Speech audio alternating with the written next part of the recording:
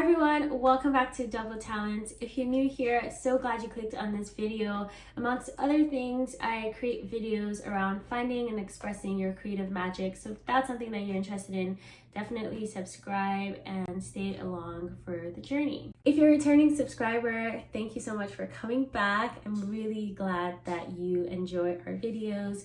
And please like and share this video if you enjoy it or think it would be helpful for somebody you know. So today I wanted to share the top 5 tools and resources that I use for digital design. So if you didn't know, I own an Etsy store where I sell digital products like planners, trackers, stickers, book covers, etc. A whole host of digital products.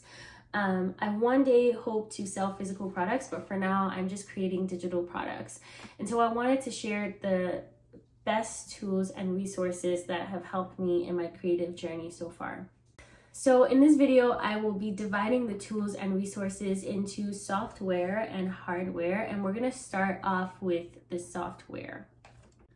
So I have to say that the top 2 software tools that I use are Procreate and Canva. So Procreate is really my baby. I think that's the app that I started with when I started creating digital products. So for me, Procreate is more hands-on. It feels more like drawing on paper. So it feels more, or just for context, I started creating digital art long time ago. I used to just doodle on my notebooks in school. And Procreate feels more like that. You can draw, you can paint, you can create your own elements. You can work with a variety of colors. And so I use Procreate when I want to create designs or do calligraphy with my own handwriting. And so it's really, really great for that. I also use Procreate when I want to relax and meditate and draw or reflect on something. So there's going to be some meditation videos on this channel, or there's some right now already, and so I use Procreate to create those. It's very relaxing because it gives that feeling like you're painting, like you have a canvas, and so it's also more involved. I also use Procreate to make custom cards for my friends. So I love handmade products. I love cards with a touch of thoughtfulness and personality, and so I design birthday cards, random cards, Christmas cards for my friends using Procreate. Okay, so how can you get Procreate? I believe it's available on the App Store. I think Procreate only works with iPad, and so you can purchase Procreate on the Apple App Store, and once you purchase it, you have access to the app for lifetime. And that includes every update that comes. So every time Procreate gets updated, once you've paid for it, you get that update automatically. So that's really, really great. So I'm going to make a video series on Procreate, starting with introduction to Procreate and all the cool things you can do on Procreate. So if you're interested in that, let me know in the comments. Let me know anything more you want to learn about Procreate, and I'll be happy to respond to you in the comments or create a video if that's required. So the next one is Canva, and I think a lot of people are familiar with Canva. Actually, now that I think about it, I said that Procreate is my baby. It was kind of my first intro into digital design, but now that I think about it, I think I actually used Canva first. So when I was in undergrad, I worked as a resident assistant or residence advisor, and so we would make posters and flyers for events and programs that we ran for the students, and then we would also make really cute door tags with the students' names. I'll try to insert some clips here just so you can see. And I worked with Canva for that. That was like my first introduction to Canva. So I guess I did start using Canva before Procreate. But Canva is great for just straight up designing because it has elements that make it really easy to use. So I'll show here myself using Canva. You can find different kinds of elements, like if you're incorporating like a mug into your design, or if you're incorporating like a journal or book or something like that into your design, you can just find those elements on Canva and add them. It's more simple, it's less time consuming than Procreate. It's basically drag and drop, and so that's why I love it. I use Canva when I want to make things like affirmation cards, for example, and I can just use different elements, different floral elements, designs from Canva and incorporate them into the affirmation cards. I also use Canva to create mock-ups of my designs. So if I create something on Procreate and I want to sell it on Etsy or I want to post it on Instagram, I can create a mock-up in Canva before posting the product photos on Etsy or on Instagram.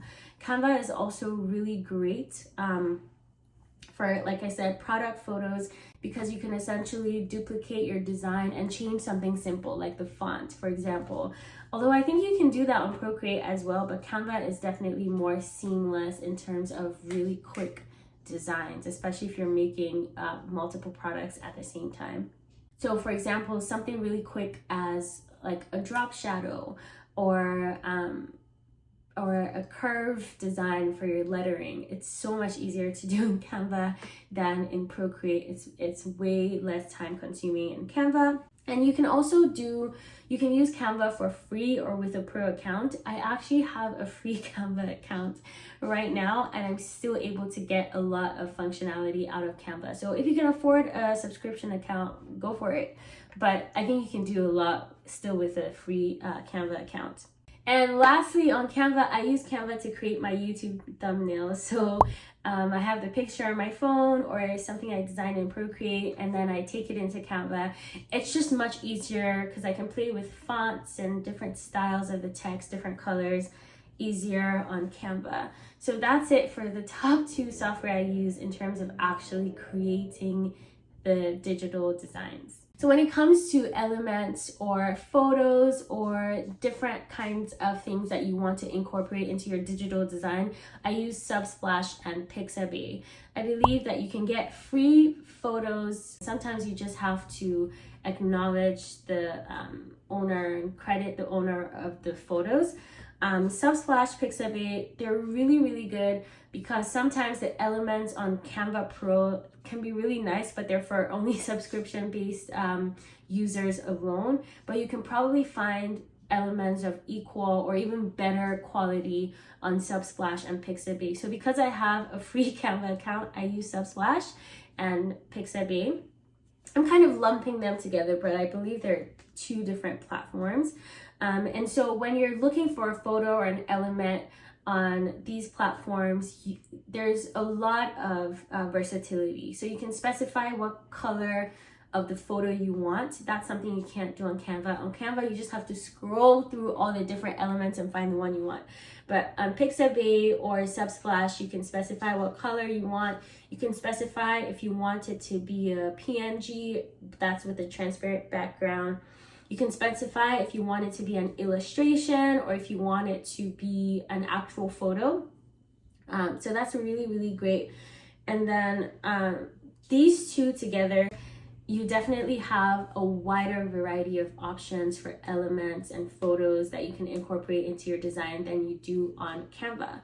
And the other thing is, if you're looking for elements with people, for example, if you're trying to create a mock-up and you want a picture of somebody using a product, it's easier to search that kind of thing on Unsplash or Pixabay. So I love these 2 resources for creating my digital products. Finally, in terms of software, I use Placeit for mock-ups. There's a lot of different mock-up websites that you can use. If you have any questions on different mock-up websites that you can use, let me know. But I think Placeit has one of the widest ranges of mock-ups that you can find out there. Placeit is kind of similar to Canva. You have a paid version, you also have a free version. So I usually use Placeit on the free version for mock-ups. And then if there's no free version for the kind of mock-up I'm looking for, I go elsewhere and I go hunting for some free mock-ups. So if you need any tips on where to find free mock-ups, let me know in the comments. I will be happy to share those. But the reason I use Placeit and the reason I use mock-ups is because sometimes you want to share your designs so that potential customers can see them, but you don't want to share it without a watermark because you don't want people to be able to just take a screenshot and use the art without actually paying for it. So it's really great when you can show what your art looks like in context.